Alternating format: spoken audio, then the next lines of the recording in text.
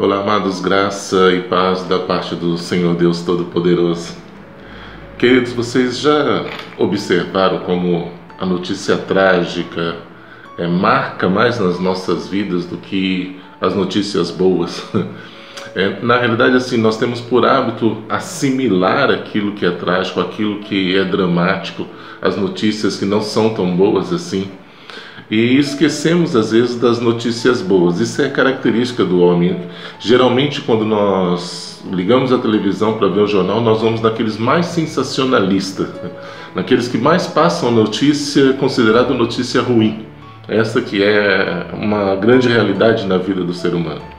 E quando nós vamos na palavra de Deus, quando nós pegamos a palavra de Deus, a Bíblia nos mostra assim que as histórias trágicas, aparentemente trágicas, Deus sempre tem algo por trás e revela-se o amor de Deus, revela-se a bondade de Deus, e ela não termina ali.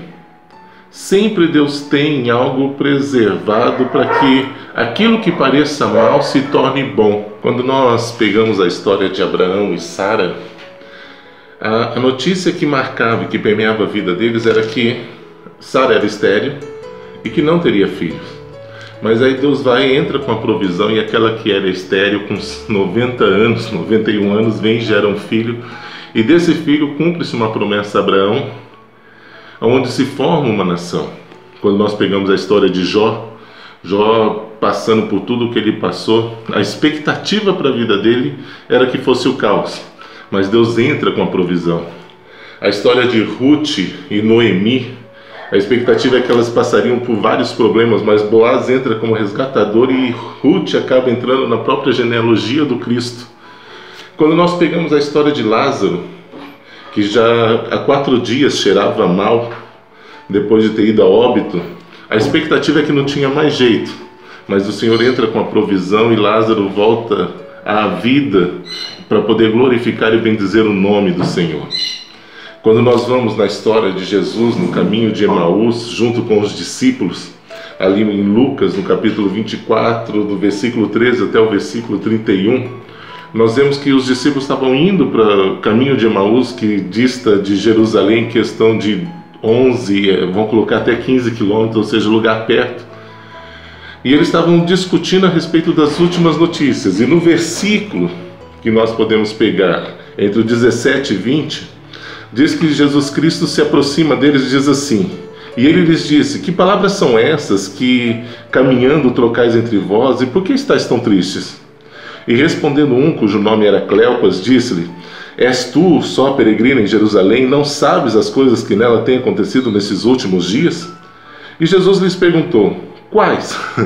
E eles lhe responderam: aqui dizem a respeito de Jesus, o Nazareno, que foi homem profeta, poderoso em obras e palavras diante de Deus e de todo o povo.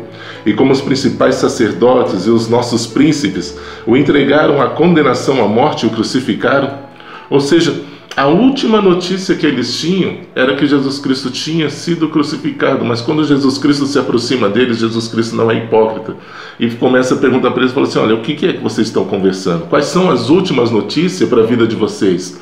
E a última notícia para a vida de Cleopas e o outro discípulo que estava caminhando junto com ele é que tudo tinha acabado. Toda aquela promessa do Cristo tinha parado por ali, mas na realidade Jesus Cristo começa a discorrer e a conversar com ele e dizer: olha, não acabou ali. Eu tinha dito antes que no 3º dia eu ressuscitaria. Ou seja, a última notícia não é Cristo morreu, mas é Ele ressuscitou e vive. A última notícia para as nossas vidas não é a tragédia, não é a desgraça, não é a decepção, não é a morte, mas é que existe vida, existe esperança em Cristo Jesus. Que Deus possa estar abençoando a vida de vocês e se firme nisso. Há boas notícias para as nossas vidas. Cristo vive, Cristo reina. E enquanto Deus for Deus, a tragédia jamais será a última notícia. Que Deus os abençoe em nome de Jesus.